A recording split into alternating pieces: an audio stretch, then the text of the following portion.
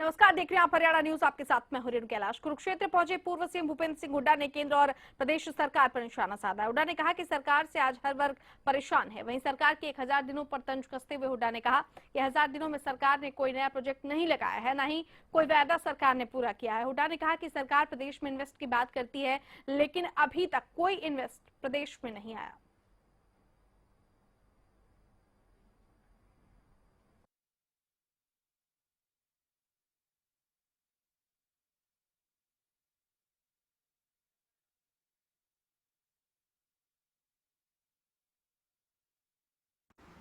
कि 1000 दिन की 1000 उपलब्धियां बता, एक भी नहीं कौन सी उपलब्धि है। वो किसान का, मजदूर का, व्यापारी के लिए कौन सी उपलब्धि है, ये समझ में आया। तो 1000 दिन जो है ये व्यर्थ, हरियाणा के व्यर्थ किए इन्होंने। 1000 दिन की ये इनकी है। मेरा इनसे आपके माध्यम से इनसे एक ही बात कहना है, जो इनका मैंने घोषणा पत्र था 154, कौन सा वायदा इन्होंने पूरा किया है, उस वायदे का नंबर बता दें और अपने घोषणा पत्र का पेज बता दें। ये का जो अब विलम्ब हो रहा है उसके लिए पूर्ण रूप से भाजपा जिम्मेवार है, और इनेलो भी जो आज तक इसमें विलम्ब हुआ उसके लिए पूर्ण रूप से इनेलो जिम्मेवार है ही।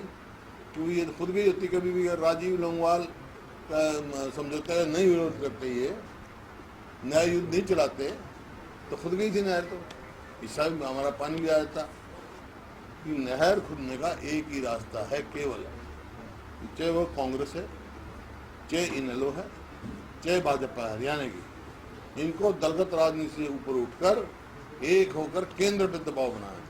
सिर्फ सुप्रीम कोर्ट की क्लियर डायरेक्शन है, फाइनलिटी हो चुकी है, केवल केंद्र सरकार ही इसको खुदवा सकती है।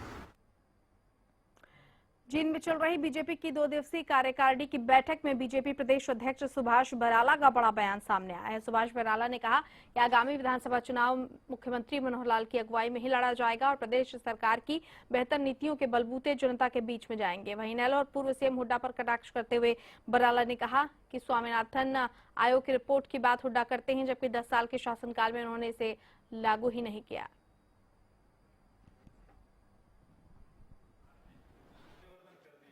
उपलब्धियों के साथ चुनाव लड़ेगी, इन्हीं के नेतृत्व में चुनाव लड़ेगी, इन्हीं के नेतृत्व में लड़ेगी।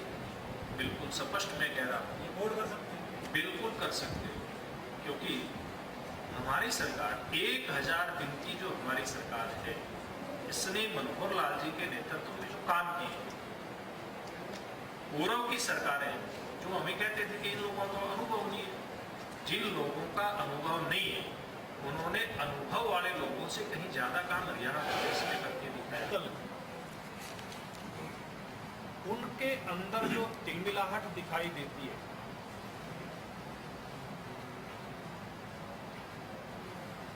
चाहे वो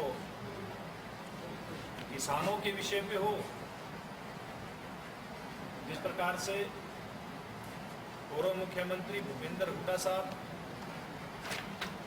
प्रांत में किसानों के बीच में जाकर के किसान सम्मेलन करते हैं और मगरमच्छी आंसू बहाते हैं, और दूसरी तरफ INLD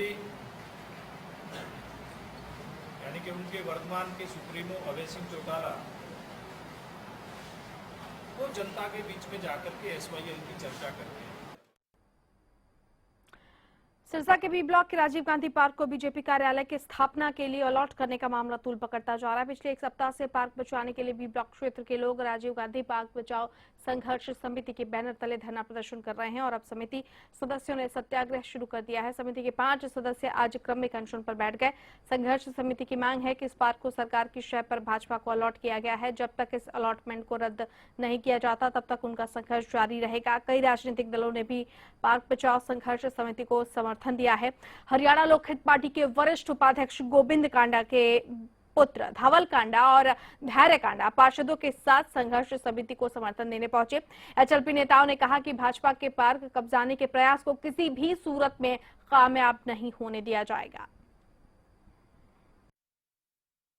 आज सिरसा में जो बीजेपी ने एक सुंदर राजीव पार्क को तोड़कर यहाँ पर एक बीजेपी का कार्यालय बनाने की घोषणा की है।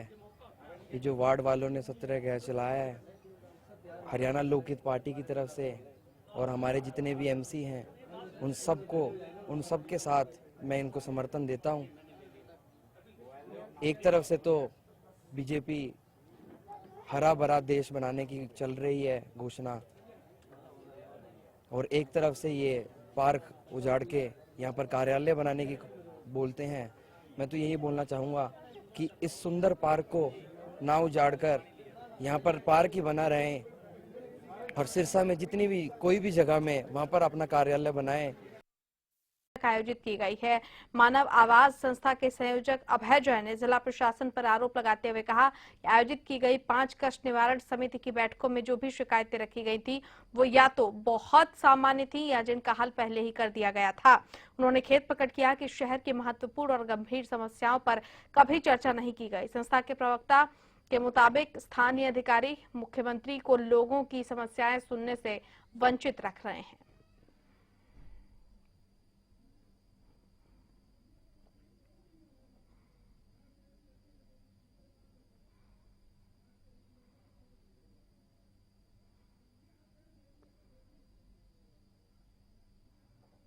तो लोक संपर्क एवं कष्ट निवारण समिति की लापरवाही, जिसकी बैठकें हर माह आयोजित होनी चाहिए लेकिन नियमानुसार इसकी बैठकें आयोजित नहीं की गई।